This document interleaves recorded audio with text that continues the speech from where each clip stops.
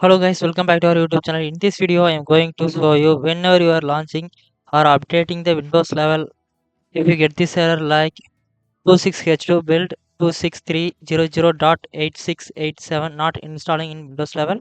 If you get this error, I give some steps. You will one by one follow to this problem, fix it. I show you, and in these steps, seeing before, if you are beginner, please subscribe my YouTube channel. Don't waste of time. Let's go over the steps.